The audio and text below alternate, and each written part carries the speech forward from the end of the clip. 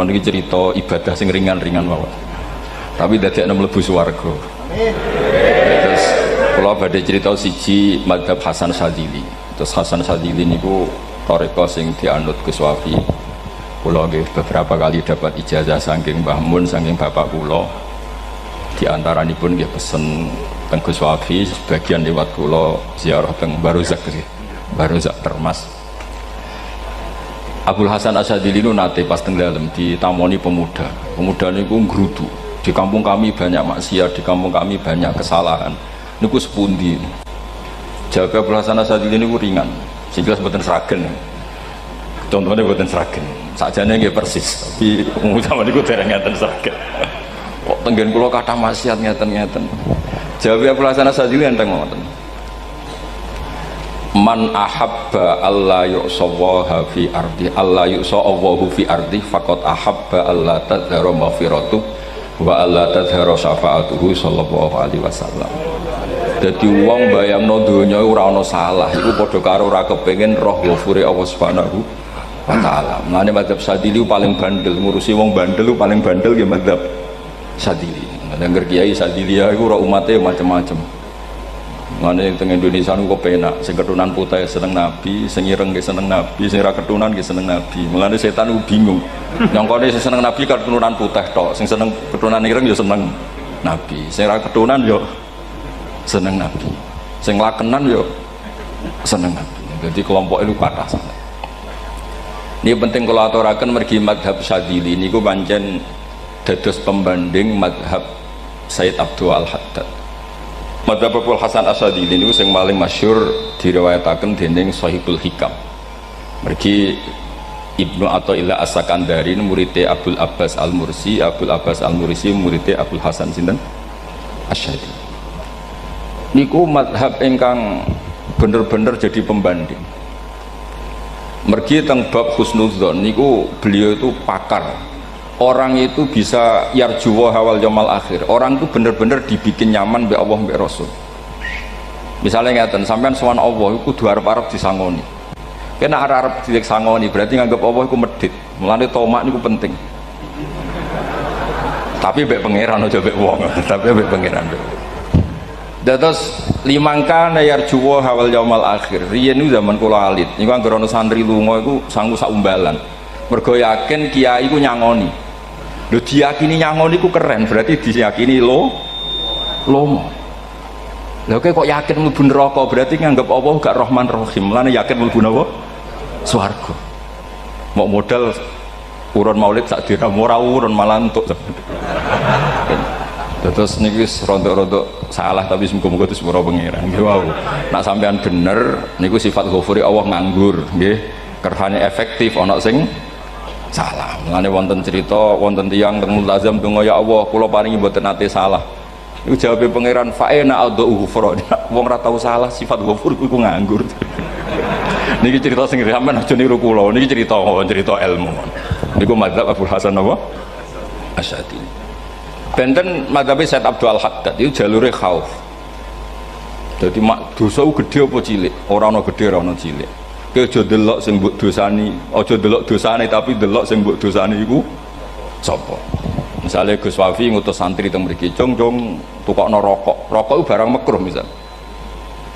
Mestinya kan santri oleh bantah, niki kiai ku piye to barang makruh kok kon nuku.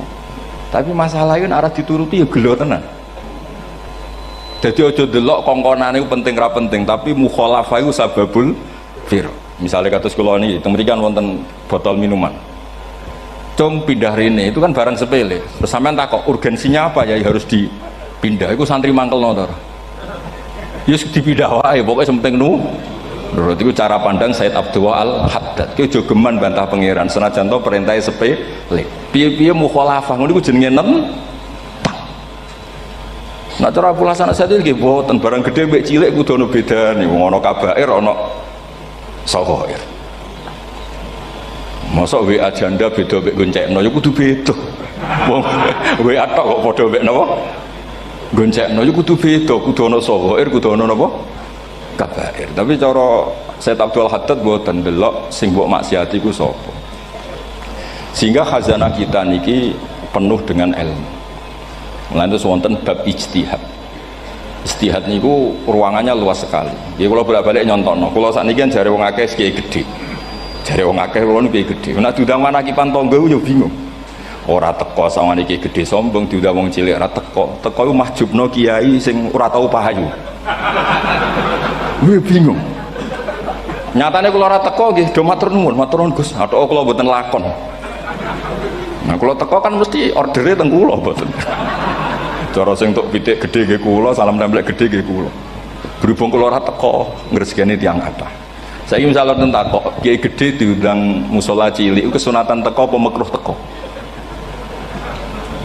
Cara ijtihad, cara sampean makruh teko napa kesunat? Kula misalnya diundang ning Sragen ning musala Penceng misal. Kula niku sunat teko napa haram teko? Haram ya bener lagi haram ya. Setuju haram. Mergo mahjubno ya haram setuju.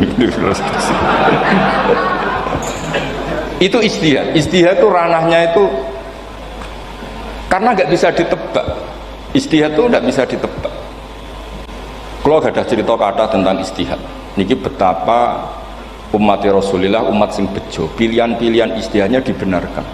Masyhur tenggene cerita Bani Quraidah, Nabi ngendikan engkau kue jogeman sholat asar kecuali sampai neng kampung Bani Quraidah. Ternyata kurang 2 kilo atau 3 kilo matahari itu mau terbenam. Sebagian sahabat sholat sebelum sampai Bani Quraidah karena takut sampai Bani Quraidah sudah kodok nopo asar. Sebagian tetap sholat di Bani Quraidah meskipun sudah kodok asar. Ketika lapor Nabi semuanya dibenarkan. Semenjak itu ada pintu sing darani pintu nopo ijtihad. Mengenai kalau bolak-balik cerita, wonten kiayu nak tangkok, cung kowe ngaji mek sapa, ngaji kalian tiang niki. Kiaimu tahu nangis mboten, lereni ngaji mek kiai ra iso nangis, berarti atine atos. Nak Abdul Hasan Asadili takoki cung kowe ngaji mek kiai sapa, kiai fulan. Tahu guyu mboten nate, lereni kiai ra iso syukur mbok jeni. Kiai ra iso syukur kok mbok jeni. Karena itu masalah ijtihad. Nggih masalah napa? Ijtihad. Ijtihad itu polanya enggak jelas. Wonten kiai ora gelem mulang wedok nggih kathah, alasane wedi fitnah. Wong pancen iman pas-pasan mawon nembe wong ayu ya bingung. Tapi nak diwalik, nak kiai ora gelem mulang wong wedok terus sing mulang wong fasik, aliran sesat iku ya repot. Kowe ngrasa paling gak sesat. Ya sudah seperti itu masalah-masalah apa? Ijtihad. Nah, kalau tak cerita saat ini balik cerita tentang Burda. Burda itu nak ngelem Kanjeng Nabi. Niku pancen diilmoni tenan. Kalau niku Burda berjanji tiba niku setengah hafal. Pancen riyen mbah kula buyut-buyut kula niku pesene ken hafal tiba, hafal berjanji, hafal Burda. Wis mboten ngengken ngapal loh, tapi karena sering baca akhirnya hafal.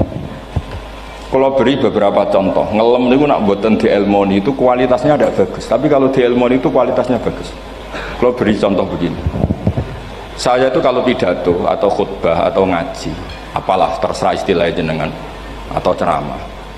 Biasanya kalau seneng istilah ngaji, niku mesti ikuti sing gampang mawon. Wa ala alihi wa sahbi ajmain. Ajmain itu kalimatun fariqah bainana wa bainasyiah. Fa innana nukrimu jami'as sahabat. Ajmain itu kalimatun fariqah, kalimat pembeda. Kita ahli sunnah wal jamaah akramu jami'as sahabat. Ada kelompok sing akramu sahabian wa ahanu sahabian akhir. Sehingga ajmain itu harus kita baca. Itu karena itu kalimatun fariqah, kalimat pembeda. Kata-katanya hanya ajmain. Begitu juga berjanji. Berjanji itu nak ngelem Nabi niku wa ba'du fa'aqul wa Muhammad bin Abdullah bin Abdul Muttalib wasmuhu Syaibatul Hamdi Humidat Hisaluhu Saniyah. Karena ketika Rasulullah memaklumatkan jadi Nabi itu problemnya itu nasabnya siapa? Orang-orang yang di Palestina, di Israel, di Yordan, di Syam kalau dulu itu alamatnya Nabi itu harus turunan Ibrahim. Ibrahim sementara orang Syam menurut pengetahuan orang-orang Yahudi Syam. Maka saya berjanji menunjukkan dulu kalau nasabnya Muhammad itu ini. Terus sampai warafuhu ilal khalili Ibrahim, terus ila dhabi Ismaila nisbatu wa muntama. Terus setelah itu terus beliau ngendikan wa adnanu bila raibin inda dzabil ulumin nabiyah ila dhabihi Ismaila nisbatu wa muntama. Terus ketika berjanji di karang itu sudah ada faham-faham yang seakan-akan babahnya Nabi itu ada masalah. Terus beliau ngendikan, ini Syaibatul Hamdi, Sayyid Abdul Muthalib itu orang yang ketika buka Ka'bah, buka Zam-Zam, saurip-uripe muji pangeran. Terus banyak lagi wasumi'a fi sulbihin Nabi sallallahu alaihi wasallam dzakarallaha ta'ala walab. Mbah yang ini bahkan dengar ketika Nabi masih di punggungnya membaca tasbih. Terus sampai fa'azim bihi min ikdin ta'allaqat kawakibud duriyah wa kaifala wa sayyidul akramu sallallahu alaihi wasallam wasitatuhumun. Nabi itu orang suci, makanya harus lewat rahim yang suci, harus lewat bapak yang suci, mbah yang suci, sampai ila khalilir rahman Ibrahim alaihis salam. Makanya terus dinagumkan nasabun tahsibul ula bikhulau, terus tarokus sifaha falam yusibum aruhu min adami wa ila abihi wa ummihi. Karena kabeh sonal ismihi, semuanya itu untuk menjaga asmane Nabi Muhammad sallallahu alaihi wasallam. Kemudian Burda membentuk itu dalam bentuk nazuman. Misalnya beliau ngendikan Rasulullah itu mutiara. Jadi ketika dakwah berpola ya baik, ketika tidak berpola juga baik. Beliau cara muji Nabi faddurru yazdadu husnan wa huwa muntazimun. Namanya mutiara ketika diuntai pasti sangat indah. Tapi terus-terusannya itu wale sayang pusu qadran ghairu muntazimi. Tapi namanya mutiara, mbok berserakan pun tetap indah. Jadi unik. Berarti ketika beliau uji Nabi dakwah tertib pernah. Sholat tuh harus begini, harus begini, harus begini. Beliau sholatnya tuh makninah tertib. Tapi Nabi pernah sholat gak tertib. Duhur tuh 2 rakaat. Mana anak kiai rodok lalinan itu ya anak sana tuh. Duhur itu 2 rakaat. Tapi barokahnya Nabi duhur 2 rakaat diketahui cara sholat kalau salah itu gimana. Umpama Nabi sholatnya bener terus, itu akan kesulitan kita solusinya ketika ngalamin apa? Kesalahan. Makanya Nabi ngendikan ma kuntu ansa walakin unas sali as-sunnah. Aku mestine ra tau lali, tapi didesain lali biar bisa jadi sunnah. Wonten tiyang salate suwi, maca surat Baqarah. Wonten tiyang badhe njupuk wedhuse lah cara Indonesia. Bareng kesuwen diambek mufaraqah. Walhasil Mu'ad matur Nabi, ini munafik di tengah-tengah sholat kok mufaraqah. Si penggembala unta ini juga ngeklaim, ya Rasulullah imam kita tidak benar, sholatnya kesuwen. Pikirannya wong ora bela imame. Ternyata Nabi gak belok sing ngangon. Afattanun anta ya Mu'ad. Wong imame wong seragen surat Baqarah. Wis pokoke kulhu wae. Jadi Islam itu segampang itu, semudah itu. Sehingga wonten tiyang nu isane maca kulhu, rakaat ula nggih kulhu, saniyah nggih kulhu, pokoke kulhu. Sampai sok makmume ku mangkel. Waduh, si imam iki gak keren, mosok main apa? Kulhu. Dilaporno, ya Rasulullah ini imam yang kau tugaskan di kampung kami ini amen maca kulhu, Mam. Ditimbali be Nabi, kenapa kamu baca kulhu terus? Li annaha sifatullah, karena itu sifatnya Allah. Maka saya senang mengulang-ulang sifatnya. Terus kata Nabi, saya barusan dikasih wahyu Allah bahwa Allah mencintai kamu karena kamu mencintai surat kulhu. Nah ini ijazah yang serahkan ini ku maaf. Nanti timbang maca idza samsu kuwirat bulet nang tengah. Jajal ampun aku tak tes sakniki. Kiai paling pinter teng Sragen kon maca idza samsu kuwirat di depan umum. Mungkin nak dhewean roh tapi nang ngarepe Habib Doa ngarepe Gus Wafi meriang nak muntir. Wah, ngoten niku kula ndek kanca niku imame level desa, bareng imami teng kecamatan salat Id. Mersiapno surat Tabarakalladzi biyadil mulk. Suwengi diapalo lanyah sampai ambek hafid. Niku nyatane nggih malah klirune fatal, malah lali ra maca Fatihah. Saking semangate ben ketok imam keren maca surat napa? Tabar. Jadi yo ribet. Terus kula suwun seneng Nabi niku kados senenge para ulama. Niku nak nyipati Nabi niku gampang. Kula niki beto kitab Saraipun Burdah kalian Saraipun Barjanji. Niku kalau ngelem Nabi niku sederhana sebenarnya. Tapi itu yang mengena. Bisa ulang lagi niku sing mengena. Misalnya dawuh Imam sing aran Risalah Qusyariyah. Begini Bukhari ini cerita Bukhari. Nanti semua Nabi ketika di akhirat tuh nafsi.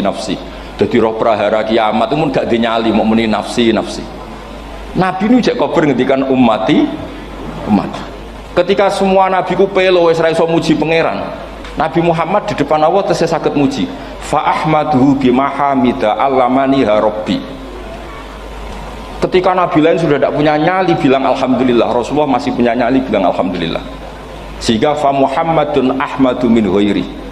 Hampir semua ulama ngendikan ahmadu yang Muhammad itu af'al tafdil, fa Muhammadun ahmadu min ghairi. Ketika nabi lain sudah tidak bisa atau tidak punya nyali memuji Allah, Nabi Muhammad masih berani memuji Allah ketika mahsyar. Karena logikanya begini, kira-kira pikirannya nabi-nabi ini wis kiamat, berarti amal wis ditutup lah, buku wis tutup. Tapi tak pikirannya Nabi Muhammad boten ngoten. Allah itu tidak diganggu oleh apapun, tidak kena atau tunduk sama konstitusi apapun. Sampean ra iso ketemu Allah. Allah nih pun akhirat, jenengan pun boleh macam-macam nih, pun tutup buku boten saged. Rahmatnya Allah tidak bisa dibatasi oleh akhirat. Saya ulang lagi, rahmatnya Allah tidak bisa dibatasi oleh akhirat. Makanya Nabi tetap berani mengajukan syafaat meskipun sudah finish, sudah akhirat sudah finish. Sehingga Nabi muji-muji Allah, akhirnya Allah ngendikan ya Muhammad irfa' ra'sak wasal tu'tah wasfa'tu syafa'. Sudah Muhammad, kamu minta apa tak kasih. Saatnya beliau minta hak nopo syafaat, disebut maqamam mahmud. Dan ini kula waos kitab kersane orisinil iki betapa sayangi Rasulullah sallallahu alaihi wasallam teng kita. Ketika nabi lain tidak punya nyali kecuali mikir dirinya sendiri, jadi aku punya ngendikan nafsi-nafsi, Nabi Muhammad masih gak ada nyali ngendikan apa ummati. Itu bukti bahwa Nabi itu nggak pernah nggak mikir umatnya. Wala sawfa yu'tika rabbuka apa fatar. Ini Nabi jawab fawwah la ardo wa wahidun ummati finnar. Kalau engkau memberi saya sampai saya puas, maka saya tidak puas dan satu dari umatku masih menjadi ahli neraka. Ini kalau waos nak sampean orang nangis cukup bablas. Ini cerita betapa Rasulullah Shallallahu Alaihi Wasallam. Niki jarang tiang maos niki kalau waos kersane tambah mahabbat dengan Rasulullah Shallallahu Alaihi Wasallam. Dados niki kalau cerita ketika Rasulullah ketemu pangeran teng Sidratil Muntaha, niku diredaksekno burdah. Nggih, diredaksekno burdah fakhusta kulla fakharin ghaira mustarakin. Engkau mendapat kehormatan yang tidak tersaingi. Fakhusta kulla fakharin ghaira mustarakin. Jadi engkau mendapat kehormatan yang tidak akan tersaingi. Wajusta kulla maqamin ghaira mustahami. Atau wakhusta kulla maqamin ghaira mustahami. Dan engkau mendapat satu derajat yang enggak mungkin tersaingi. Mustaham itu enggak tersaingi lah. Walhasil ternyata derajat itu apa?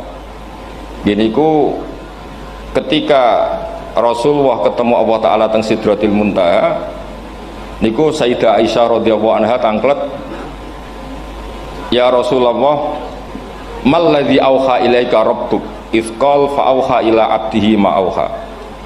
Qala ya Aisyah aturidina anta alami ma la ya'lamuhu Jibril wala Mikail wala nabiyyun mursalun wala malakun muqarrabun.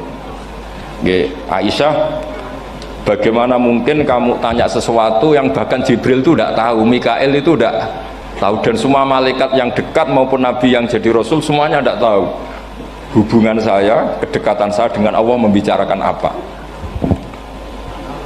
Niku sing dimaksud burdah kaima tafuza biwaslin ayya mustatarin, wonten sing maca ayyi mustatarin anil uyuni wasirrin ayyam muktatamin. Jadi Nabi ketika ketemu Allah di Sidratil Muntaha itu ada misteri yang hanya Nabi yang tahu. Nabi niki ibu-ibu harus bangga, Sayyidah Aisyah jenenge bojo wanita tanglet. Ambek Nabi itu sing ngeles. Itu rahasia yang Jibril saja tidak tahu, Mikail saja tidak tahu, masa kamu tanya. Niki khase wong putri ini. Ya Aisyah, as'aluka bi Abi Bakrin ila ma'alam tani. Gimana cara Jawa tak kandakno mertuamu nak gak gelem cerita. Terus kunane kuno niku nggih wong wedok niku saged ngancam niku. Dadi kamane wis ngancam. Aku lapor bapakku, aku digo mulih sampean ra bojo kabeh. Ya rada ribet jenengan ngadepi wong wedok niku ra diribet. Terus faqala akhirnya Nabi cerita, tapi ya tentu tidak semuanya diceritakan. Inni lama kuntu qaba qausaini qultu Allahumma innaka adzabta al umam ba'duhum bil hijar wa ba'duhum bil masih. Oh ya, ini halaman 63 62 teng kitab Hasyiatul Bajuri alal Burdah. Ya, kitab Hasyiatul Bajuri alal Burdah. Ya Allah, engkau menyiksa umat-umat sebelum umat saya, sebagian bil hijarah wa ba'dum bil mashi wa ba'dum bil khosfi. Fama anta fa'ilun bi ummati, lalu yang akan kau lakukan untuk umatku itu apa? Reputasi jenengan sama orang-orang yang durhaka itu selalu menyiksa, ada yang pakai batu, yang dilikuifaksi, ada yang pakai ini nih. Mosok umatnya kekasih jenengan podo ngoten, berarti Nabi ku mun nego lah, nego supaya gak sama. Faqala unzilu alaihimur rahmah min ananis sama wa ubaddilu sayiatihim hasanat. Ndak, saya ndak seperti itu dengan umatmu. Waman sa'alani a'taituhu waman tawakkala saterusé. Terus wa fid dunya asturu alal usad wa fil akhirah usyaffi'u kafihim. Orang-orang yang masih maksiat di dunia tak kasih hak tobat, dan nanti di akhirat tak kasih hak syafaat. Engkau tak kasih hak syafaat. Mulane ini penting dingertosi, bilih ukuran Nabi baik itu gampang nak sampean ngaji ngangge ilmu. Syafaati li ahlil kabair min ummati, sok syafaatku kanggo ngomong sing salah akeh. Wong Nabi ku ora melok dosa kok mikir nyafaati, nek rapi-apike wong ora mungkin. Wong sing dosa iku sampean, sing salah sampean, sing mikir solusine Kanjeng Nabi. Lho wong kok apikane ngono iku gak mungkin ta wong piye. Wong sing salah iku sampean, sing diutang yang sampean, sing kasus sampean, sing mikir Kanjeng. Nah, itu cara ulama ngelem Kanjeng Nabi. Mulane khodam tuhu bimatihin astaqilu bihi zunuba umri madha fi syi'ri wal khodami. Dadi aku ngelem Nabi iku sebagai bentuk ngelem sing dadekno dosaku binti sepura pangeran. Misalnya kita suka Alphard, muji Alphard, suka Innova, muji Innova, suka kebun, muji kebun. Sing ribet itu nak suka hewan, seneng kucing nggak ngelem kucing. Lu bareng ngelem Kanjeng Nabi kok ora iso. Lane jare Burdah, aku iku ngelem apa tau iso, mosok aku ora tau ngelem Kanjeng Nabi. Makanya terus beliau hidupnya, kemampuan syairnya didedikasikan hanya nggo ngelem Kanjeng Nabi Muhammad sallallahu alaihi wasallam. Makanya terus ngendikan wa muli kholasi khaira multazim. Saya dedikasikan kecerdasan saya untuk ngelem Kanjeng dan Nabi, dan itu solusi terbaik. Lalu nak ngelem Kanjeng Nabi kadang kebablasan, sampai dikritik banyak ulama karena kebablasan. Gini masyhur beliau ngendikan wala yadi ka rasulullah jahu kabi idzal karimu tajalla bismi muntaqimi. Wonten naskah sing tahalla duka wau teng mriki diwaos napa tahalla napa tajalla tahalla ya. Wonten naskah tahalla wonten tajalla artosipun ngeten.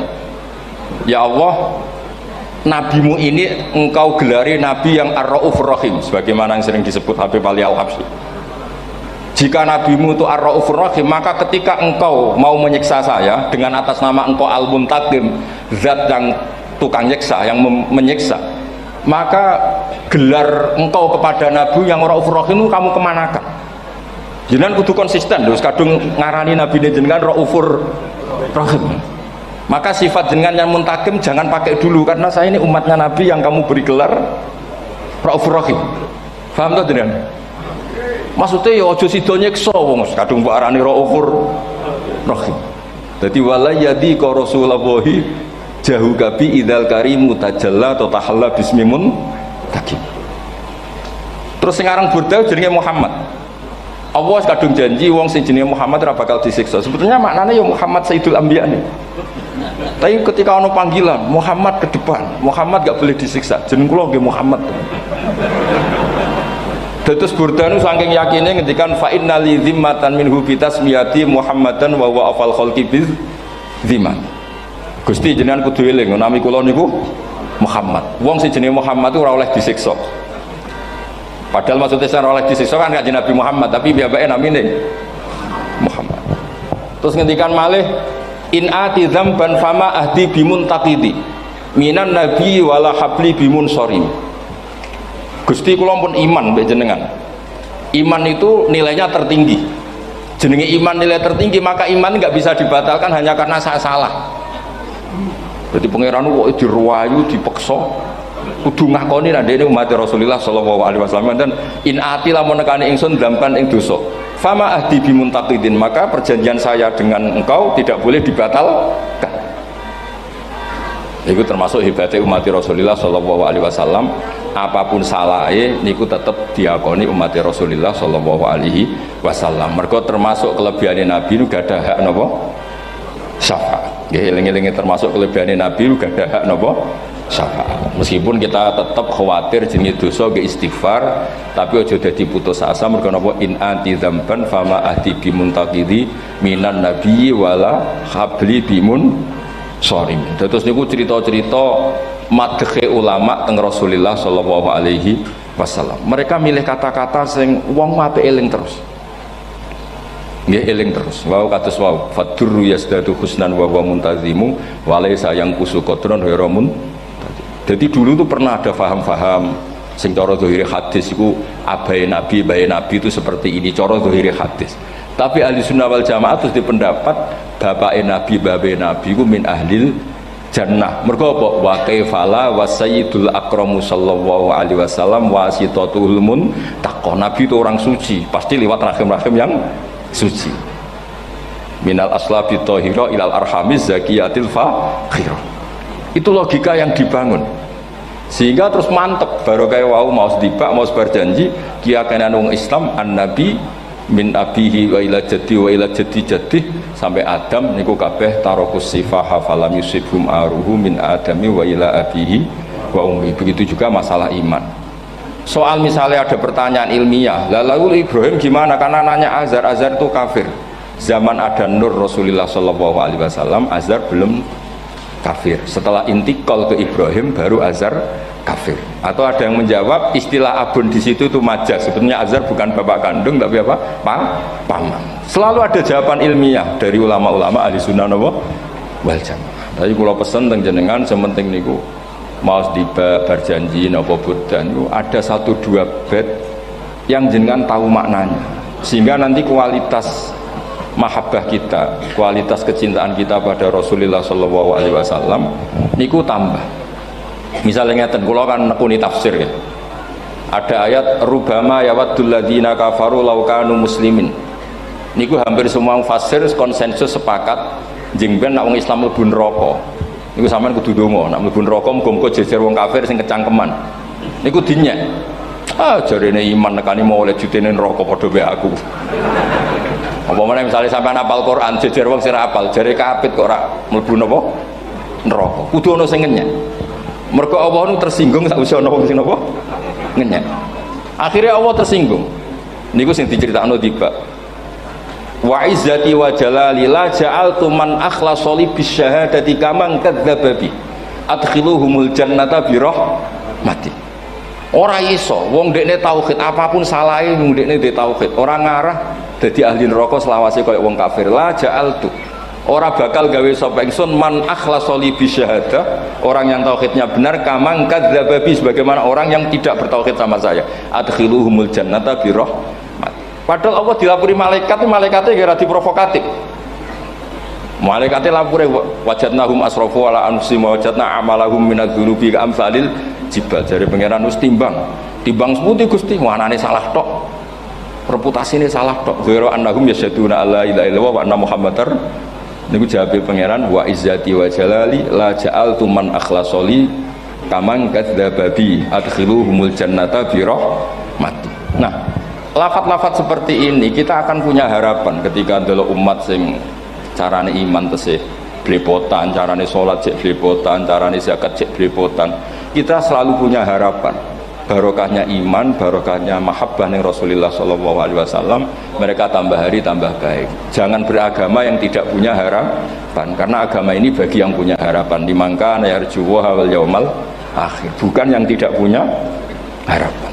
Kanjeng Nabi sekaruan nabi orang terbaik dilarani wong Taif, disiksa wong Mekah. Niku malaikat usul kula siksane ya Rasulullah karena mereka menghina kekasih Allah. Mereka ada iman. Nabi masih punya harapan. Mungkin mereka ada iman. Tapi asawah ayyukhrija bal arju ayyukhrija wa min aslabihim may ya'budu wa la yusyriku bihi syai'an. Anak bapak orang iman, aku cek di harapan anak putune iman. Dan sedekah Rasulullah sallallahu alaihi wasallam. Saniki kathah bapak era poso, anake melok TPQ, bareng poso yo gendong, akhirnya bapak izin melok poso. Bapake maca Quran ra tau. Bapake nekani wisuda anake hafid. Mulane bapak Isra kena dibentuk biar arep napa anake. Nah anake ora kena dibentuk ya ora arep putune nganti Imam Mahdi turun ngoten. Pokoke agama niki limangka nayarjuwa wal yaumal akhir. Terus kula suwun napa madzhab Abdul Hasan Asyadzali nggih pancen madzhab niku kathah tapi kula suwun agama teng zaman akhir dawuh Mbah Mun kudu kathah rojae. Nggih mergi walladzina amanu asyaddu hubbal lillah dawuh Imam Ghazali ar-roja yuqaddam alal khauf. Mergo roja dadekno mahabbah. Orang yang punya harapan itu lebih mudah mahabbah dan hubungan kita dengan Allah itu hubungan mahabbah. Ini ku walladzina amanu asyaddu hubbal lillah. Saman roh anake wakal kok hubungane putus asa mesti maksudno. Tapi nek hubungane iso wae saiki nakal so ben gak. Iso wae saiki goblok so ben gak. Senajan to so ben ra terbukti lah, penting hidup itu ada harapan. Guys, penting hidup itu napa? Ada harapan. Kata ulama ngendikan afdhalul ibadah intidharul farad. Apa-apa ibadah selalu punya napa? Harapan. Terus Indonesia yang seperti ini kita berharap akan lebih baik, akan lebih baik. Wong cilik kula nu sing jilbaban mau keluarga ketok. Sakniki kathah tiyang napa? Jilbaban. Cilik kula tiyang salat di masjid ki mboten serame sekarang. Sampeyan ra iso grutu, tapi salat tok tapi atine ngene-ngene. Wah yo ribet nak ngoten sampeyan nyoal ideal nggih ribet. Pira-pira gelem napa? Pira-pira purun napa? Salat purun teng masjid. Sampeyan ndak usah memaksa ideal, wong kita ndak pernah napa? Ideal. Terus kula suwun cerita-cerita teng tiba teng berjanji bahwa Nabi sahibus syafa'ah, Nabi nu tiyang sing peduline napa ummati. Jadi ketika Nabi lain mboten gadah nyali ngadepi hisab nggih niku do muni nafsi, Nabi tesih gadah nyali mikir umate ngendikan mati. Carane apa? Muji pangeran bimahamida allamani ha rabbi. Lane dawuh iki teng ulama-ulama dawuh fa Muhammadun ahmadu min ghairi. Makanya summiya Muhammadan mergo li annahu satuh wasammihi idza wada'atihi Muhammadan li annahu satuh madun apa? Ubbah wa summiya Ahmad li annahu ahmadu min ghairi. Ini hampir semua ulama ngendikan ketika teng mahsyar semuanya Nabi gak punya nyali untuk matur minta sama Allah. Mergo wis kiamat berarti wis finis. Nabi tesih ada pikiran Allah itu tidak terhalangi oleh kiamat, Allah tidak terhalangi oleh akhirat, Allah tidak bisa dihalangi apapun. Sehingga Nabi tetap wani njaluk pangeran. Berarti mujine Nabi ku lebih top karena tahu Allah itu tidak terbatasi. Nah karena Allah tidak terbatasi, podo-podo Allah wapian, wis tak jaluk kanggo umatku sing mati alat tauhid. Berhubung Nabi ngoten terus Allah ngendikan ya Muhammad irfa ra'sak napa wasal tu'tah wasfa tusaffa. Muhammad kepala kamu angkat, kamu minta apa saya turutin. Terus Nabi minta hak napa syafaat. Seseorang bertobat. Dulu umatnya Nabi Musa ada yang menyembah anak sapi, ijel itu, harus tobat. Itu tobatnya ekstrim betul. Kalau tobat sekarang kan cukup istighfar sama istighosah. Kalau dulu enggak, liyak tulal bari umingkum al mujrima, yang terbebas dari dosa menyembah anak sapi, membunuh yang terlibat atau pernah menyembah anak sapi.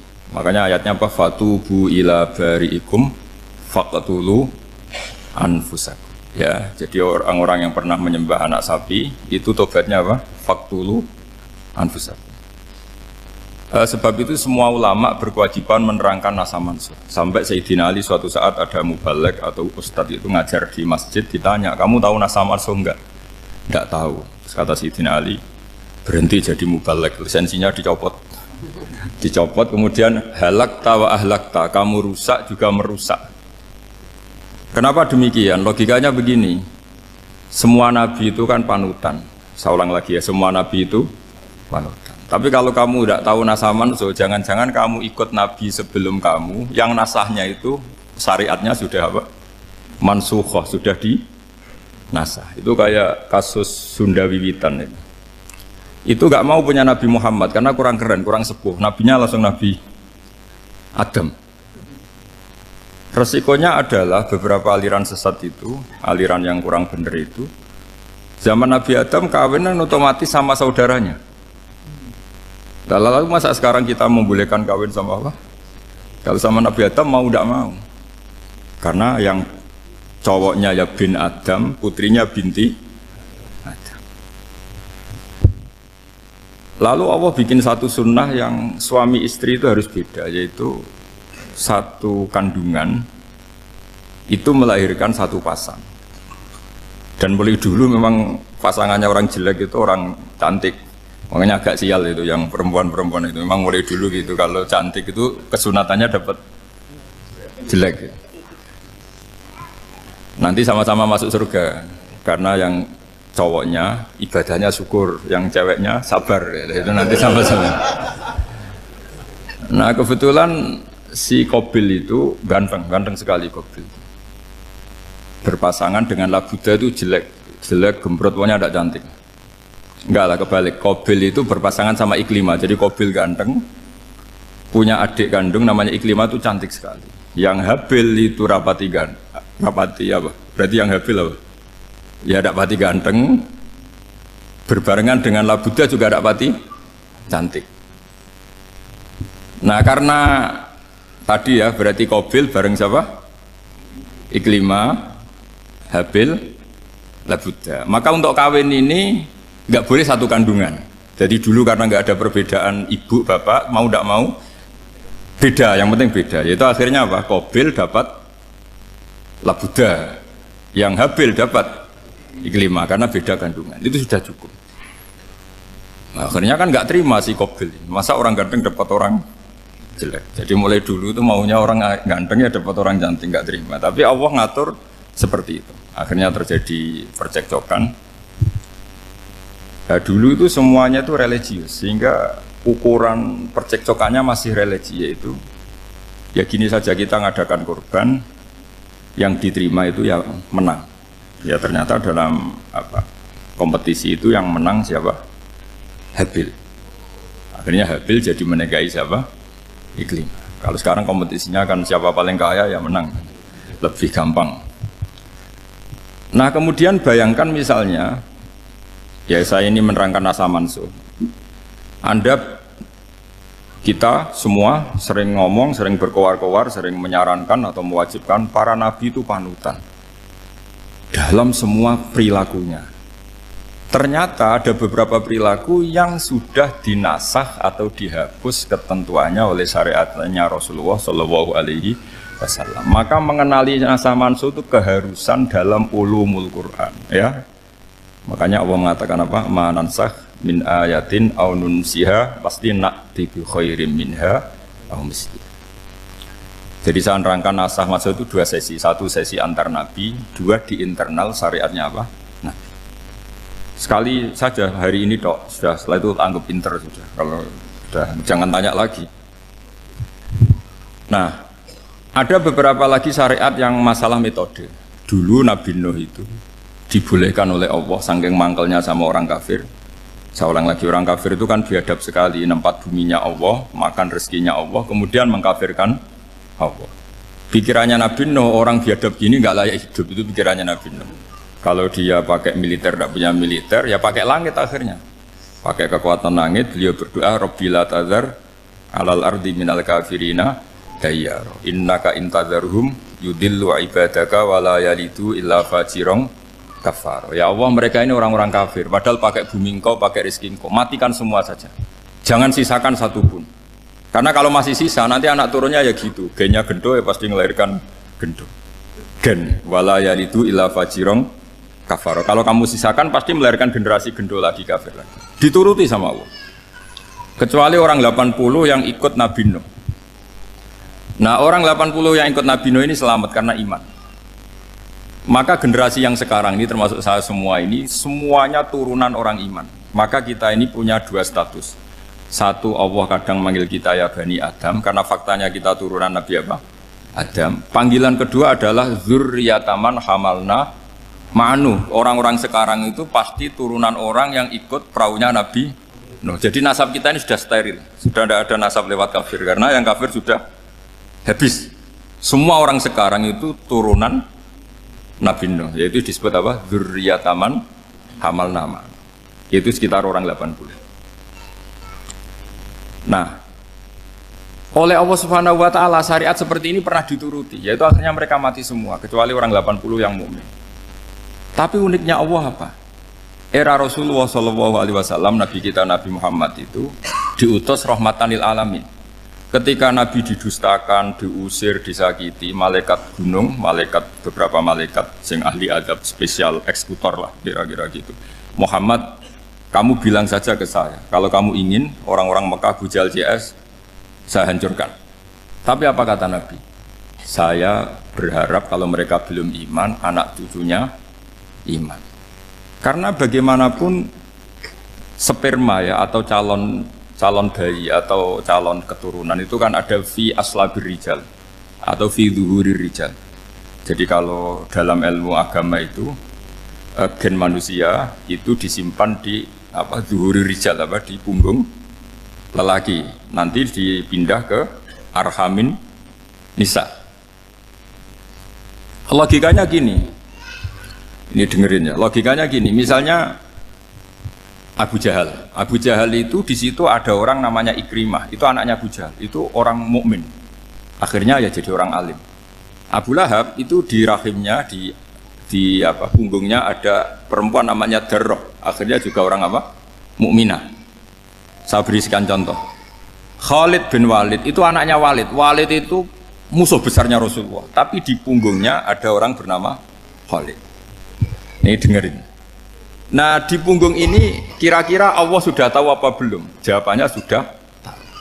Artinya kalau ini mati atau kamu bunuh, kamu sebenarnya nggak bunuh orang kafir saja, bunuh calon orang mukmin yang sekarang masih bersemayam di punggungnya orang-orang kafir. Jadi bisa saja orang yang sedang kafir itu ada sekian calon generasi yang suatu saat mukmin. Itu syariat yang diajarkan ke Rasulullah SAW. Karena kasofnya Nabi, kasof itu satu kondisi di mana seorang Nabi itu dipertontonkan sesuatu yang nggak kelihatan. Itu dalam bahasa Arab kasof atau mukasyafah. Nabi dipertontonkan ternyata banyak orang kafir yang di punggungnya itu ada calon generasi mukmin atau muslim. Akhirnya Nabi nggak berani. Jangan bunuh. Mungkin bapaknya ada iman tapi anaknya iman. Betul, Abu Jahal punya anak Ikrimah, Abu Lahab punya anak Darroh, Walid punya anak siapa? Khalid. Itu mirip seperti kita, bapak era sholat, anak ETPG sholat, akhirnya bapaknya katut sholat. Banyak nggak di Indonesia, bapaknya tidak bisa baca Quran, anaknya hafid. Itu kalau bapaknya kamu habis, tidak ada yang meselin. Makanya biarkan hidup saja. Nah, artinya gini, andaikan tidak ada ulama yang menerangkan nasa mansuh, dikira syariat Nabi Nuh itu abadan mu'abbadat, selamanya lama. Sehingga main teror sama orang kafir sah berdasar Nabi Nuh. Padahal kita sudah ganti Nabi. Yaitu syariatnya Rasulullah SAW masyhur itu ketika Nabi ngendikan, saya tidak minta mereka dihukum, tapi ya Allah saya minta Allah mahdi qaumi fa innahum layak lamun. Mereka kafir itu karena tidak tahu. Sehingga ada periode. Loh kalau perang itu beda, perang itu konteksnya duel, itu tidak harus sama Abu Jahal, Abu Lahab. Ada penjahat mau bunuh kamu wajib perang enggak? Wajib. Penjahatnya meskipun muslim apa harus kafir? Meskipun muslim. Maka kata ulama fikih sebetulnya perang duel itu bukan syariat muslim sama kafir tok. Masih muslim sama muslim, misalnya ada orang mau merkosa istri kamu, terus dia pamit gini, saya muslim loh, beri hak loh. Nggak bisa. Saya penjahat loh, muslim, jadi kamu nggak boleh merangin saya, ngelawan saya kan muslim. Nggak bisa, tetap harus dilawan.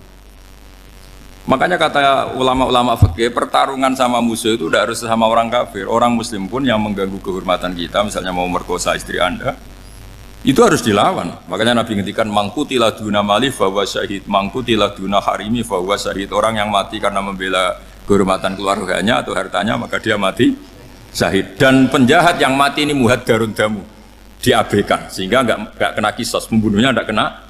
Misalnya ada penjahat mau bunuh kamu duel menang. Kamu nggak kena kisos karena ini muhaddarun damu, diabaikan kehormatannya. Padahal dia muslim, apa? Muslim. Ini perlu. Jadi ini mengaji ini agak jelimet tapi gampang. Kan kalau paham nggak paham selesai, jadi anggap aja selesai itu. Sehingga kalau nggak ada nasa mansuh, maka orang selalu berpikir pokoknya sementing ikut Nabi. Lah itu bahayanya kalau Anda tidak tahu detail, jangan-jangan syariat yang kamu ikuti itu syariat yang sudah berstatus mansukhoh, telah dicabut. Dan itu banyak.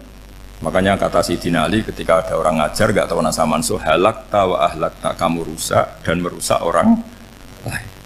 Seperti tadi pernah ada kawin itu satu turunan, yaitu era Nabi Adam. Masa kita sekarang kawin sama satu turunan, kan gak mungkin. Ya kan, pernah ada membumi hanguskan orang kafir, yaitu syariatnya Nabi Nuh, itu dihapus oleh syariatnya Nabi Ibrahim dulu. Yaitu Nabi Ibrahim menghentikan apa? Faman tabi'ani fa innahu minni wa man asoni fa innaka ghafurur rahim. Ya, kalau orang ikut saya ya Allah ya pasti golongan saya. Kalau yang masih maksiat, masih balelo, saya berharap engkau ampuni. Akhirnya banyak orang kafir tobat. Coba era Rasulullah itu semua orang kafir Mekah itu kafir. Nabi belum wafat. Itu sudah ada 114.000 mukmin semua. Jadi Nabi menangi mayoritas orang menjadi mukmin dari mayoritas kafir, yaitu disebut wara'aitan nasa yadkhuluna fi dinillahi afwaja. Andai kan Nabi Muhammad pakai syariatnya Nabi Nuh, bisa enggak mengislamkan orang sebanyak itu? Enggak bisa kan? Maka ini penting mengenali nasah mansur. Jadi periode cara wong Jawa maksud no tuntas. Robila tadar itu, pasot tuntas itu, menghabisi itu habis di periode Nabi siapa? No, syariat itu sudah enggak dipakai lagi. Yang dipakai apa? Faman tabi'ani fa innahu minni wa man asoni fa innaka ghafurur rahim. Lah Nabi Muhammad ini nabi yang kena khitab anit tabi' millata Ibrahim hanifah. Jadi masternya Nabi Muhammad itu mentornya Nabi Ibrahim. Sehingga syariatnya ya faman tabi'ani fa innahu minni wa man asoni fa innaka ghafurur rahim. Tidak syariat rabbila tadzar alal ardi minal kafirina daya. Jelas ya, jadi mengenali nasa manso itu penting sekali karena kalau tidak Anda halakta wa ahlakta, kamu merusak diri kamu sendiri juga merusak orang lain karena menfatwakan hukum yang sebetulnya sudah berstatus mansukh hanya berdasar itu kan syariatnya nabi-nabi dulu. Syariat yang apa? Syariat yang nggak pernah terhapus hanya satu, usuluddin, yaitu tauhid, itu sama. Tapi kalau syariat itu beda-beda atau furu'iyah itu beda-beda. Itu tadi saya beri contoh era Nabi dulu kalau ada pakaian najis dipotong, dibuang. Era Nabi Muhammad dicuci. Orang kafir dihabisi oleh langit. Era Nabi Muhammad nggak boleh, bahkan didoakan Allahumma hdi qaumi fa innahum la ya'lamun.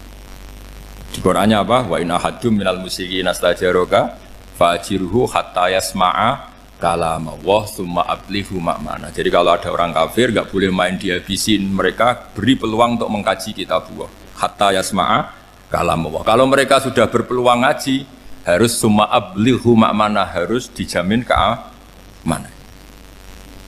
Ya, karena apa? Dzalika bi annahum qaumul la ya'lamun. Bagaimanapun mereka memang karena tidak tahu. Nah, kenapa tidak tahu? Enggak. Karena tadi mereka tertutup oleh kultur yang beratus-ratus tahun. Mbah-mbahnya mereka menyembah batu, menyembah berhala. Ya tahunya itu ya Tuhan.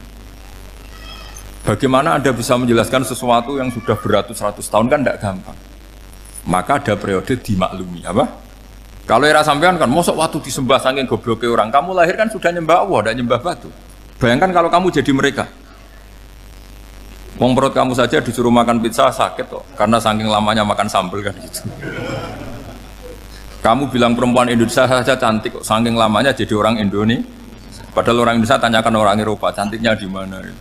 Kamu lahir di Afrika, bilang orang Afrika itu cantik, tanyakan orang Eropa, cantiknya di mana? Hitam gitu kok. Jadi orang itu pasti terkooptasi oleh sekelilingnya. Orang Afrika akan bilang wanita Afrika itu cantik. Coba tanyakan orang Eropa, cantik apa enggak? Belas. Orang Eropa yang kulitnya gitu kata orang Eropa indah, kata sampean. Koyok anak kebo katanya kulitnya. Jadi orang itu akan terkooptasi oleh sekelilingnya.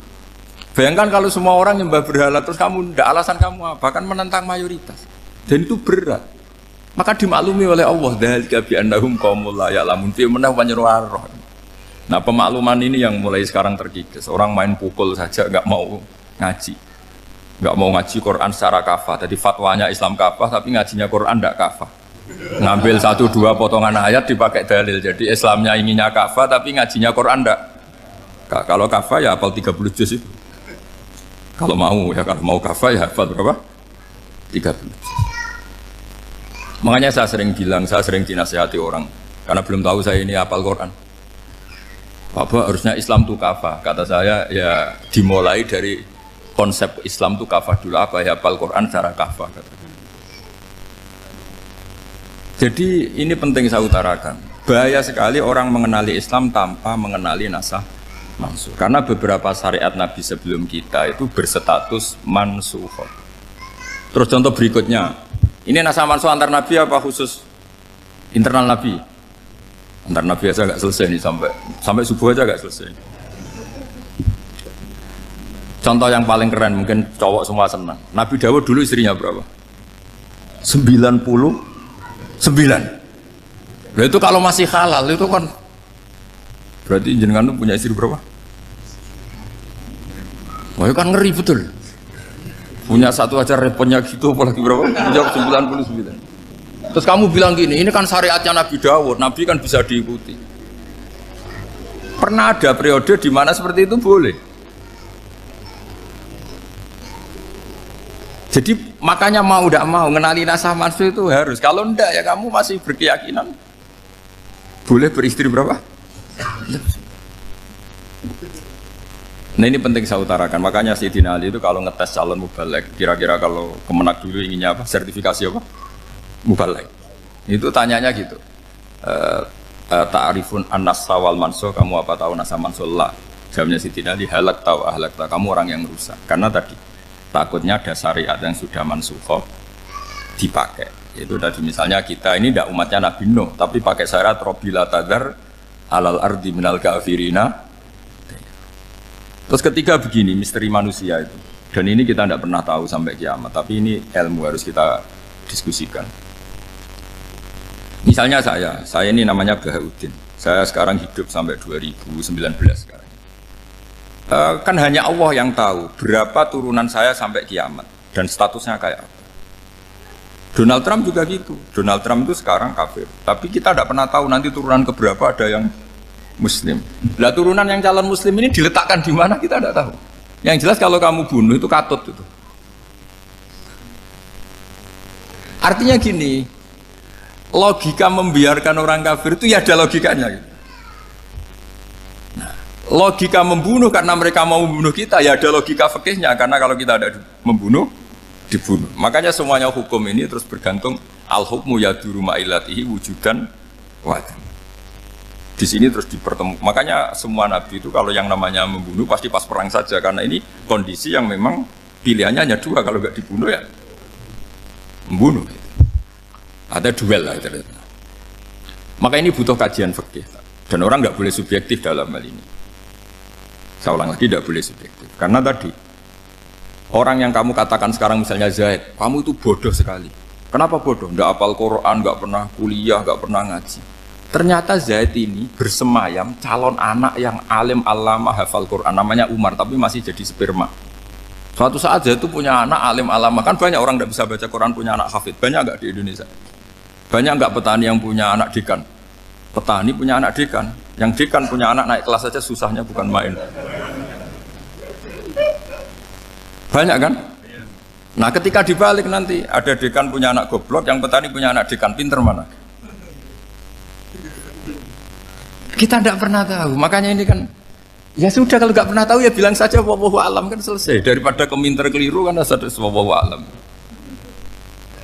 Makanya cerita favorit guru saya Kiai Haji Maimun Zubair itu punya apa namanya Kiai Zubair, itu cerita favoritnya itu ada santri namanya Soleh itu alim alama. Orang Madura itu cara berpikir kan kalau kiai saja alim seperti itu apalagi bapaknya. Pas bapaknya main ke pondok, santrinya ada ribuan, bapaknya main ke pondok itu sholat itu ya gak bener, gak sesuai sunnah Rasul lah kira-kira gitu. Sudah sholat itu gak bener, apa-apa gak bener. Masih ditakwil sama santri Madura karena orang Madura itu kultus. Mungkin khilaf itu satu khusus, pokoknya perlakuan khusus. Suatu saat saking bodohnya orang itu kenceng tuh pinggir musola. Wah ini gak bisa ditakwil lagi, akhirnya gak bisa ditakwil tuh gak. Wah ini sudah gak bener ini, gak bener. Singkat cerita santri tadi gak kuat matur ke kiainya, Pak Yai, jenengan sealim itu kok bapaknya segoblok itu. Kenapa? Ya, dia kencing pinggir musola. Oh bapak saya itu pinter sekali. Kok bisa? Karena beliau yang memutuskan saya mondok sampai saya jadi alim alama seperti ini. Yang bodoh itu mbah saya. Yang bodoh itu mbah saya.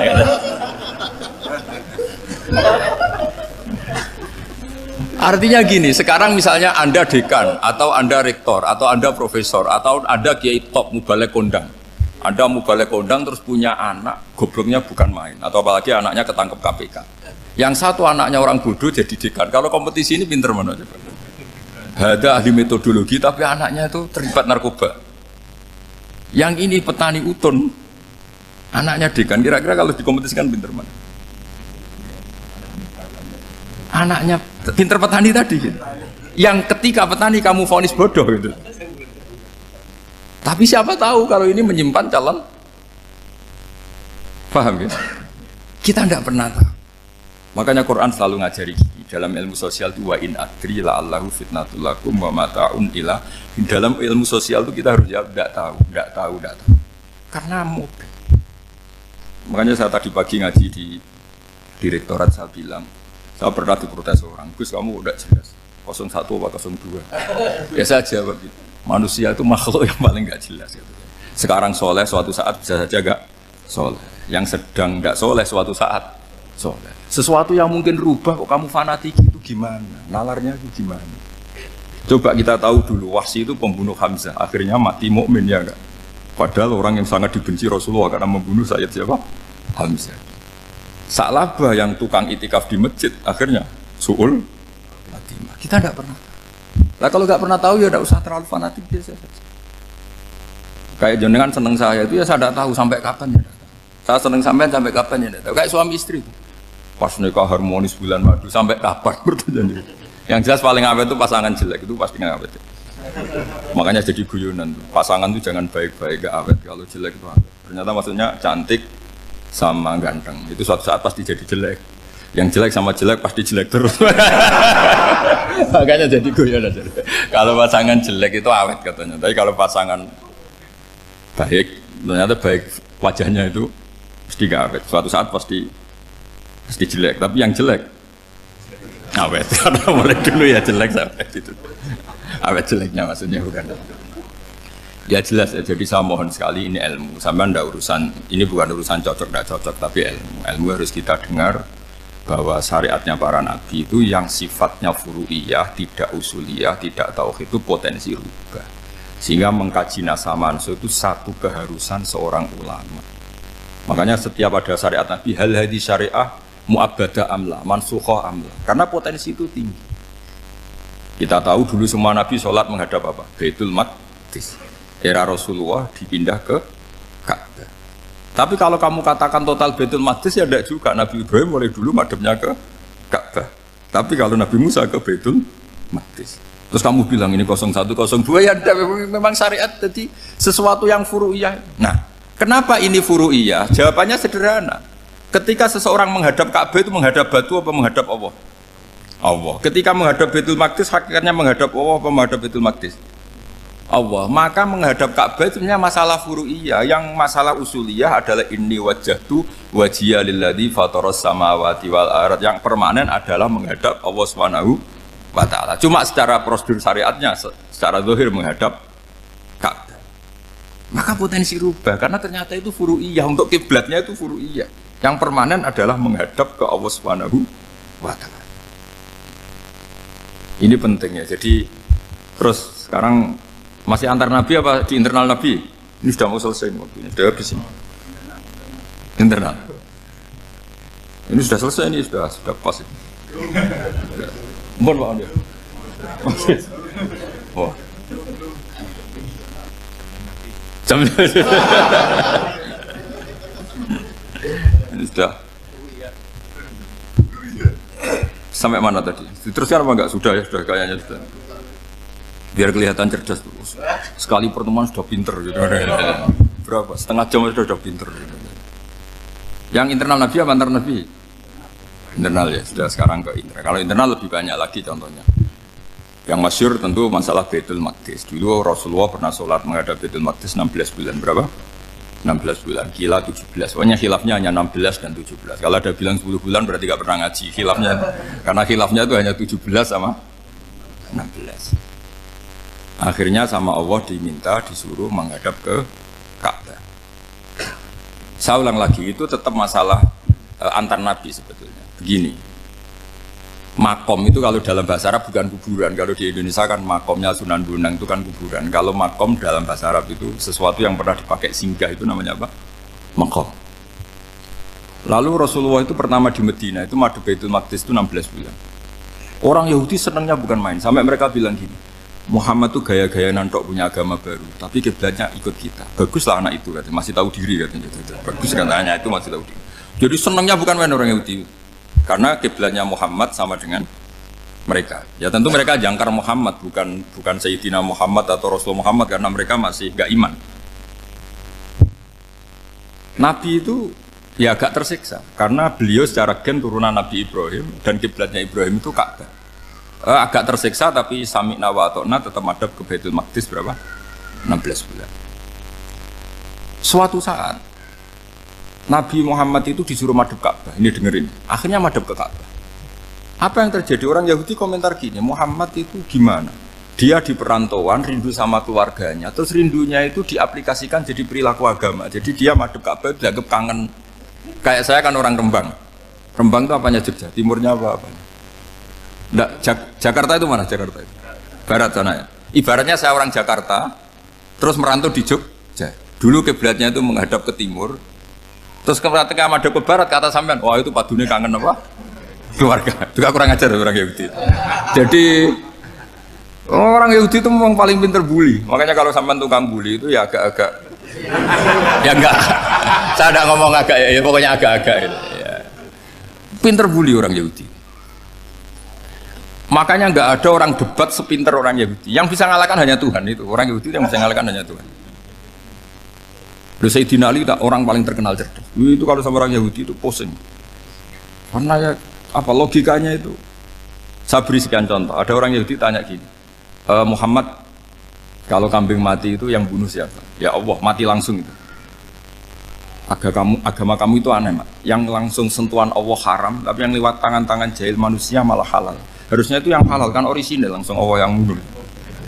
Jadi utaknya itu aneh, dari cara berpikir itu aneh.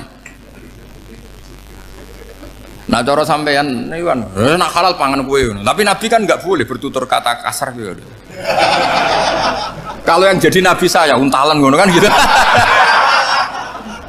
Tapi Nabi kan nggak boleh kasar. Jadi Nabi itu problem karena nggak boleh apa? Kasar. Kalau kita kan gampang, wis nak halal untalan kan selesai apa? Tapi Nabi nggak boleh kasar gitu. Jadi nak jadi nggak Nabi, nggak sampean itu kan enak. Mau keliru ya pantas, mau apa saja pantas. Karena kan nggak panutan. Kalau Nabi nggak bisa. Meluruskan kebenaran itu harus tetap sesuai akhlak. Ya jadi agak kerepotan. Makanya punya Umar alhamdulillah ada yang nggak perlu aturan itu. Jadi enak. Jadi ya itu memang aturannya harus itu. Coba Nabi itu perang tapi nggak boleh bunuh. Kayak apa susahnya? Beliau jadi sasaran tembak tapi nggak boleh bunuh. Kalau sahabat kan enak, duel, relax, santai, bisa tarung. Kalau Nabi nggak boleh. Makanya Nabi meskipun ikut perang terus nggak ada sejarah orang yang dibunuh. Ya, hanya satu peristiwa itu pun dibaca orang kafir, ditangkis Nabi, pedangnya kembali ke dia mati. Tapi nggak ada yang Nabi. Karena Nabi kalau pembunuh nanti itu terus kayak pendekar kan susah juga punya Nabi kok. Habis perang misalnya Nabi tanya, Muhammad habis orang berapa? 1000. Ya repot juga punya Nabi mantan apa? Pembunuh, meskipun yang dibunuh orang kafir, tapi kan kayak apa ya? Fitrah manusia itu akan menolak kepemimpinan orang yang gitulah pokoknya nggak bisa diterangkan itu. Makanya Nabi itu nggak pernah bunuh, meskipun kayak apa musuhnya, tapi nggak pernah bunuh. Untungnya di sekeliling orang-orang yang tadi. Jangan bilang itu suka bunuh ya, pokoknya perang gitu ya. Perang dengan bunuh itu beda loh ya. Kalau perang itu fair apa? Fair. Sampai mana tadi? Nabi Ibrahim ya tadi. Makom tadi saya ulang lagi. Nabi Muhammad menghadap ke Baitul Maqdis itu hanya Allah nuruti. Ini loh Nabi betul. Tahu betul bahwa di antara syariat adalah Baitul Maqdis. Karena semua Nabi pernah berkiblat Baitul Maqdis. Tapi Nabi ketika menghadap ke Ka'bah, Nabi juga dibilangin sama Allah. Ini loh syariat yang benar. Karena Ka'bah juga kiblat sing a'taku. Lebih tua ketimbang Baitul Maqdis. Maka disebut Ka'bah Atiqah. Ilal Baitil Atiq. Kalau Quran bahasakan Ka'bah apa? Wal yatawafu bil Baitil Atiq. Atiq itu tua sekali. Ya sudah. Ketika berstatus tua itu orang Yahudi seneng. Mergo roh kelirune Muhammad. Mereka nantang, Muhammad ayo debat terbuka. Nabi rawuh. Bagaimana Anda bilang Ka'bah itu kiblat tertua? Wong Ka'bah itu pertama yang menghadap sana itu ya kamu. Semua Nabi menghadapnya ke Baitul Maqdis. Terus Nabi Muhammad mulai berargumentasi ilmiah tadi. Enggak, Ka'bah itu kiblatnya Ibrahim. Jadi Ibrahim dulu itu yang mulai dulu kiblatnya itu di Ka'bah. Terus orang itu tanya, buktinya apa? Terus dijawab, fihi ayatum bayinatum maqam Ibrahim. Ternyata di situ ada jejak kakinya Nabi Ibrahim, yaitu batu yang diinjak beliau ketika bangun Ka'bah. Itu argumentasi ilmiah. Lah barang orang Yahudi kehilangan ilmu, itu gobloknya orang Yahudi. Makanya yang bisa mengalahkan Yahudi hanya Allah Subhanahu wa taala. Wong Ibrahim saja golongan kita, pengikut kita. Ibrahim itu pengikut Yahudi. Wah, itu Nabi mulai senyum-senyum, mulai tertawa-tawa. Wah, itu goblok, orang terdidik. Karena itu ibaratnya kayak kamu bilang Soekarno itu pengagum Puan Maharani. Kira-kira seperti itu. Soekarno itu pengikut Puan. Karena Yahuda itu Yahuda bin Yakub bin Ishak bin Ibrahim. Saya ulang lagi ya, nasabnya Yahudi ya Pak. Yahuda bin Yakub bin Ishak bin Ibrahim. Jadi Ibrahim itu mbah keempat dari Yahuda. Tapi karena mereka kalah debat, Ibrahim itu pengikut Yahudi, itu sama dengan bilang apa? Soekarno itu pengikut Puan Maharani. Itu kan jadi aneh. Atau Gus Dur pengikut Mbak Yeni, atau Basim Asari pengikut Mbak Yeni, itu kan aneh. Wah, akhirnya sama Allah diingatkan. Makanya ada ayat ha antum haula hajastum fi malakum bi ilm falimatu hajuna fi ma laysa lakum bi ilm. Perjanjian debat ini semuanya harus ilmiah. Tapi kenapa perdebatan Anda malah ndak ilmiah? Karena orang Yahudi iftaduhu, malu semua. Wah, semuanya Muhammad itu satu-satunya kekalahan orang Yahudi. Tapi ayat-ayat seperti ini itu enggak populer. Ayat ha antum haula hajastum fi malakum bi ilm falimatu hajuna fi ma laysa lakum bi. Jadi Islam betapa hebatnya Islam. Kalau debat harus ilmiah. Dan Kanjeng Nabi menantang, ini perjanjian kita debat ini ilmiah. Kenapa sekarang jadi tidak ilmiah? Yaitu kamu mengatakan Ibrahim itu pengikut Yahudi, padahal Ibrahim dengan Yahudi itu dulu Ibrahim. Makanya Yesus kalah, man. Tapi tetap rakyat Islam. Tapi nah, makanya terus Ka'bah dibuktikan ketuaannya lewat apa? Fihi ayatum bayinatum maqamu Ibrahim. Itu bukan makam kuburan, karena makamnya Nabi Ibrahim tetap di Hebron, tengguni Palestina. Kira-kira itu Palestina. Jari Israel yang Israel, bola menang di. Jari Israel yang Israel, jari Palestina yang. Saya pernah ziarah ke sana di Hebron, di makamnya Nabi siapa? Ibrahim. Jadi jelas ya. Jadi nasa mansu itu ketentuan yang dikehendaki Allah Subhanahu wa taala untuk menguji loyalitas manusia, menanggalkan semua akalnya. Makanya saya mohon sekali siapapun yang ngaji saya dimanapun, sekali-kali manusia itu harus menanggalkan akalnya. Sekali Anda pakai akal, maka Anda akan ingkar dengan nasa mansu. Nasa mansu itu hukum yang direvisi, yang dibatalkan. Makanya orang Yahudi lagi-lagi pinternya orang Yahudi, merovokasi orang-orang yang Islamnya belum kuat, diprovokasi gini. Ungzuru ila Muhammadin tahayyara fi din yukhillu yawman wa yuharrimu ukhra. Lihat itu Muhammad, dia kebingungan cara beragama. Kadang bilang A, besok bilang B. Jadi nasa mansub dianggap satu bentuk kebingungan. Gak kurang ajar tapi. Wah, akhirnya sebagian orang yang murtad. Makanya nasa mansub itu satu peristiwa yang menjadikan banyak orang murtad. Karena diprovokasi orang Yahudi bahwa itu bentuk kebingungan Muhammad. Akhirnya terus saya qulu sufaha'u minan nasi ma wallahum angqiblatimul lati kanu aliyah. Nah, kelirunya orang Yahudi adalah ternyata nasab mansuh yang dipilih Rasulullah itu semuanya ada di Taurat dan Injil. Termasuk di Taurat dan Injil disifati dan Nabi yusolli ilal kiblatin, bahwa Nabi ini akan bersolat dengan dua kiblat. Makanya tetap ditantang. Qul fa'tu bit Taurati fatluha in kuntum shadiqin. Kalau kamu tidak percaya bahwa saya ini orisinal, ayo bareng-bareng mengkaji Taurat. Tapi mereka tidak siap mengkaji Taurat. Karena Taurat semuanya mendukung Rasulullah Muhammad SAW. Fatluha in kuntum shadiqin. Makanya ini penting sekali ngaji. Jadi perdebatan itu macam-macam. Dan itu pinternya orang Yahudi. Ungzuru ila Muhammadin tahayyara fi dini yukhillu yawman wa yuharrimu ukhra. Ini penting sekali. Makanya nasa mansu itu uji loyalitas. Itu Imam Malik kalau mencontohkan ke Imam Syafi'i. Saya berisikan contoh fikih. Ini saya melanggar waktu ini. Ini sudah berapa? Saya yang tidak mengesahkan diri saya. Ya misalnya ini ya, ini kertas saya bawa ya, ini kertas saya bawa. Terus ini tak kasih uang misalnya, uang 100.000. Atau kalau contoh Imam Syafi'i dulu dididik Imam Malik begini.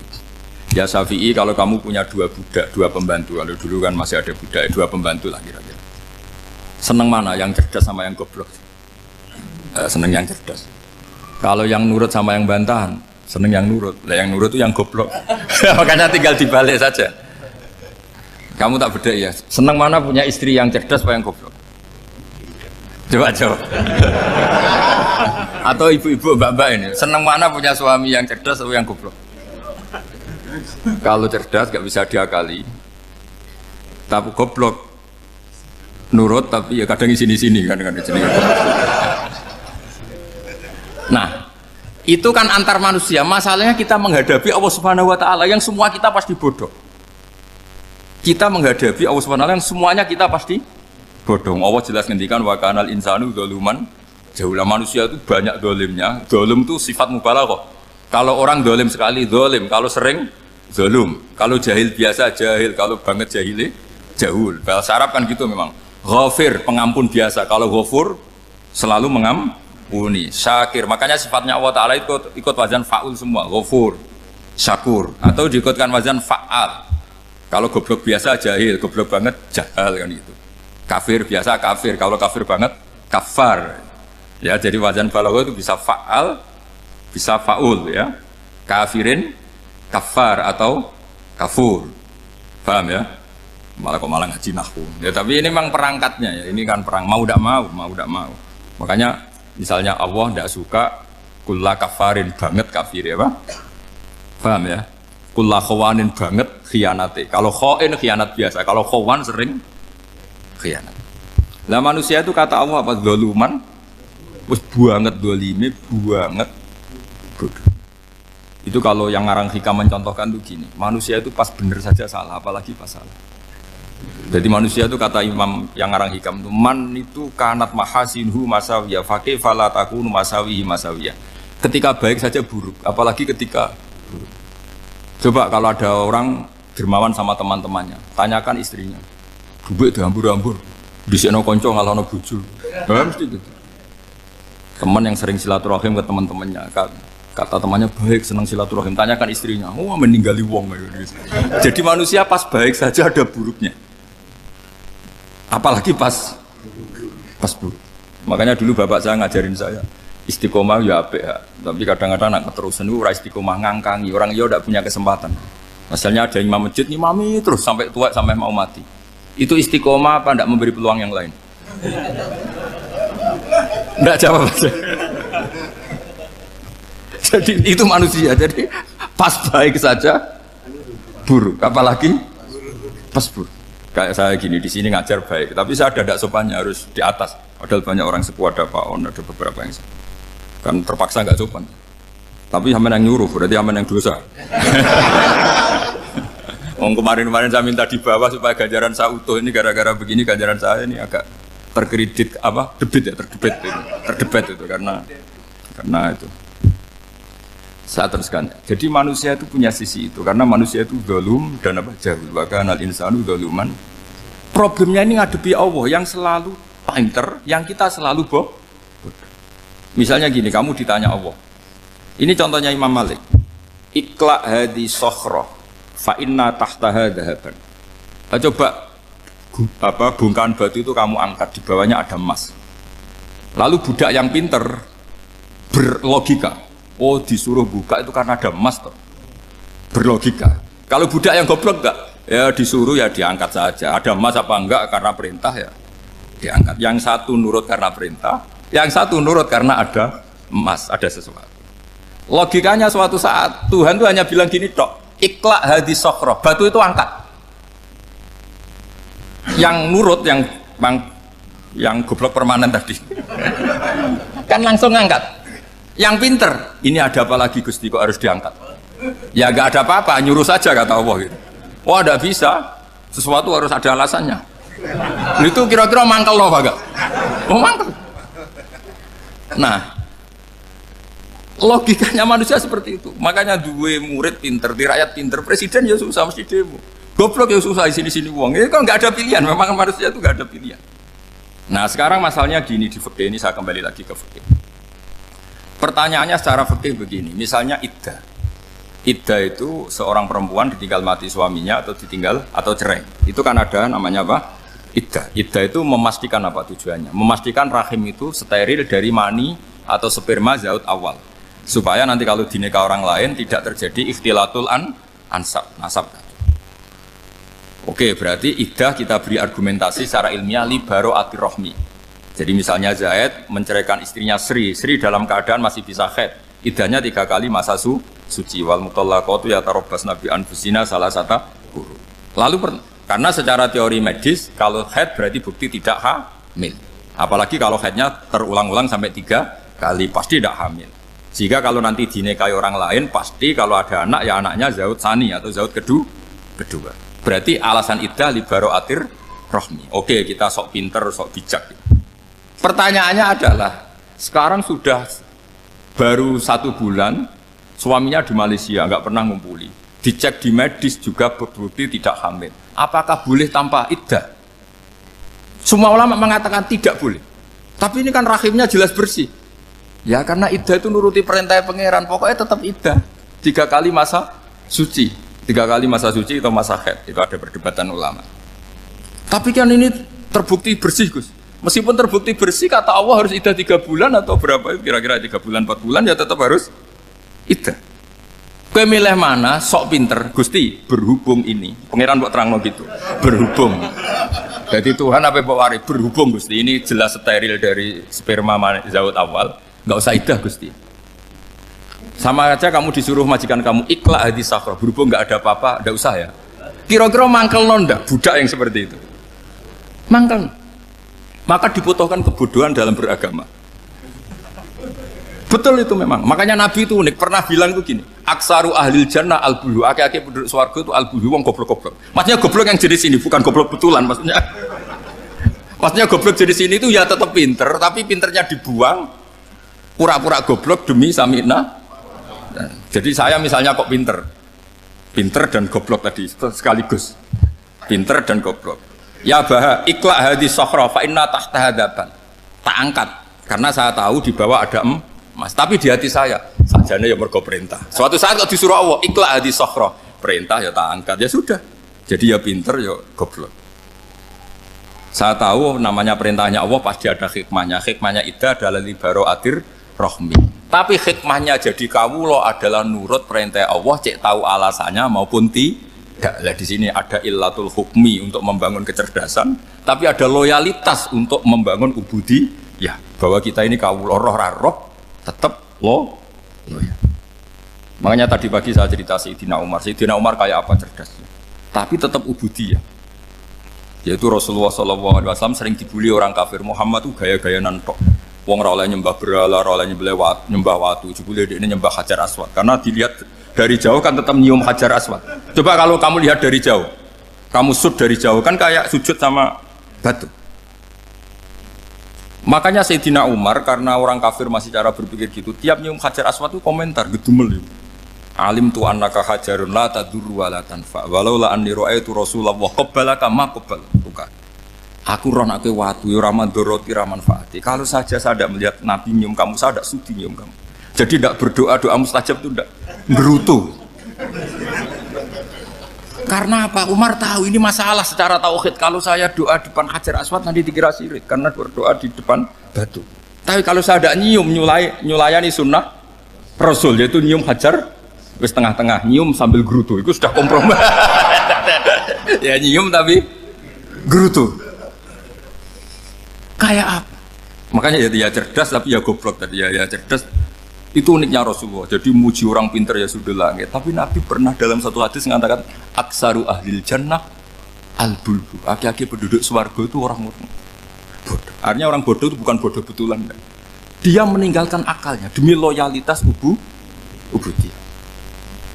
Nah, untuk menutup sesi ini terakhir betul, tak tutup slide ini selesai. Untuk menutup itu bukti begini, perang Badar itu perang yang nggak mungkin dimenangkan umat Islam karena orang kafir itu 1000 dengan pasukan full dengan peralatan perang full. Rasulullah itu tahun kedua Hijriah itu pasukannya hanya 313. Itu pun pedang itu untuk orang 5 itu hanya ada pedang 1. Jadi kalau mau dibaca orang sih kamu nilai pedangnya aku. Itu kan nggak kebayang perang dalam keadaan seperti itu. Jadi mesti kalah, orang kok mungkin kalah mesti. Tapi Nabi tetap bilang, saya ini disuruh Allah perang, ya harus berangkat. Yaitu perang Badar. Kata para sahabat, ya Rasulullah ini nggak masuk akal, sudah nggak usah perang, ini nggak masuk akal, mau store nyawa. Sudah gitu dadaan, nggak ada persiapan. Lucunya apa? Sahabat itu ketika Nabi tetap berangkat. La akhrujanna walau waqti. Nabi menginginkan saya tetap berangkat meskipun sendi. Setelah Nabi berangkat sekian meter, tuh sahabat ikut semua. Kata Nabi, lah kamu kok ikut? Ya ikut saja. Kata kamu mesti kalah. Ya anggap saja setor nyawa. Demi loyalitas pada jenengan. Itu makanya nggak ada periode sebaik periode sahabat. Tapi yang gerutunya jalan. Karena gerutu ini bawaan ilmiah. Makanya kita loyal sama presiden. Tapi yang nggak cocok ya gerutunya jalan. Tapi bawaan mencintai Indonesia tetap jaga stabilitas. Itu bawaan cinta Indonesia, bukan cinta pejabatnya kadang. Gerutunya jalan. Tapi bawaan loyal sama Indonesia tetap mengaku. Bawaan loyal sama Rasulullah tetap ikut perang. Bawaan akal karena nggak masuk akal ya gerutu. Dan itu uniknya Quran itu mengapresiasi itu dan dianggap nggak masalah. Saya bacakan ayatnya.